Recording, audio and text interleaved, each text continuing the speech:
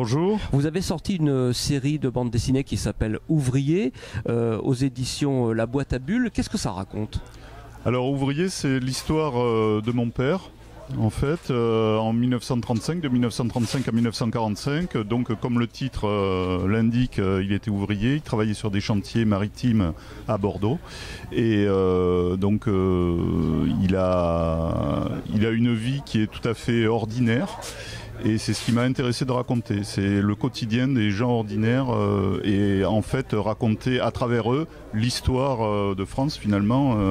Dans un premier bouquin qui s'appelle Apprenti, ça parle du Front populaire. Ouais. Et le second raconte la période de la guerre. C'est un diptyque la Seconde Guerre mondiale. C'est un diptyque, il y a deux albums. Il y a trois albums parce que Ouvrier est en 2 volumes. D'accord, voilà. Et qu'est-ce que je veux dire? Il l'a vu ce bouquin-là? C'est lui qui vous a donné toutes les infos, j'imagine. Voilà. En quelque sorte, il a participé au scénario. Il a participé au scénario dans le sens où c'est une série d'anecdotes que je raconte, des anecdotes que lui m'a racontées quand j'étais jeune. Et qui, je vous l'avoue, me saoulait un peu à l'époque. Il me racontait ces histoires, quand j'étais apprenti, etc. Après, oui, pendant la guerre, ceci, cela. Donc moi, ayant 15 ans à l'époque, ou 14 ou 15 ans, les histoires de la guerre et de l'apprentissage et du Front populaire m'intéressaient peu. Donc c'est un peu plus tard, quand il avait 91 ans, il y a 6 ans de ça, et il m'a dit tout d'un coup qu'il n'avait plus de but dans la vie. Donc moi j'ai eu envie de lui donner un but pour que sa vie continue avec un peu plus de plaisir, disons. Et je lui ai proposé de raconter son histoire. Alors en premier lieu, quand je lui ai dit papa, je vais raconter ton histoire en bande dessinée, il m'a dit ça sert à rien. Moi je ne suis qu'une petite fourmi dans la fourmilière. Justement, j'ai toujours été ouvrier. Et alors il l'a vu, quel est son regard? Alors il l'a vu, il a aujourd'hui 97 ans, il est toujours en vie. Wow, c'est beau. Et il a eu la petite la petite réflexion rigolote de me dire au moins, si j'ai la maladie d'Alzheimer, je pourrais relire la BD et je me rappellerai ma vie. Oui, il va peut-être se dire, mais qui c'est ce mec là? J'ai vraiment fait ça.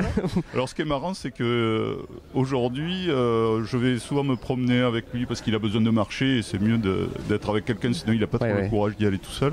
Et pendant qu'on marche, il me raconte les histoires que moi j'ai déjà racontées dans la BD. Et moi je fais comme si je savais pas. Bien sûr. Alors là, vous venez, ça c'était une petite introduction un peu longue mais intéressante, bien entendu, sur votre travail. Et voilà. Et là, vous revenez avec une autre bande dessinée qui s'appelle Dolores. Cette fois, quel est le thème de cette BD? Qu'est-ce que ça raconte? Alors Dolores, en fait, c'est l'histoire d'une mamie qui a plus de 80 ans et qui tout d'un coup se met à parler espagnol. Wow. Donc sa fille se demande mais d'où ça vient? D'où vient ma mère? Puisque en fait, elle a jamais entendu sa mère parler espagnol.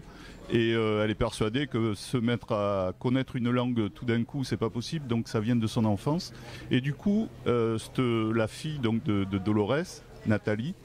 Alors, il faut préciser quelque chose parce que le prénom de Dolores, c'est le prénom que la mamie dit, elle s'appelle Dolores, mais jusqu'à présent tout le monde l'a appelée Marie. Ah d'accord. Et en fait l'explication c'est que c'est enfin je vais pas tout raconter, mais disons qu'elle était orpheline et le nom de Marie lui vient des bonnes sœurs qui l'ont appelée Marie. Oui, bien sûr, c'est logique. Mais d'où vient cette histoire? C'est une pure invention ou alors l'histoire de Dolores en elle-même est une pure invention, mais après sa fille Nathalie part de Bordeaux, elle part en Espagne et là elle va essayer à travers les témoignages de personnes âgées de reconstruire l'histoire de sa mère. D'accord. Et à ce moment-là, toutes les personnes qu'elle rencontre à Madrid sont des personnes que moi j'ai rencontrées. Ah donc dans la BD, il y a des personnes réelles. Non seulement il y a des personnes réelles, mais il y a des événements aussi réels, puisque en fait ça se passe au mois de mai 2015, c'est les élections à Madrid, et donc il y a les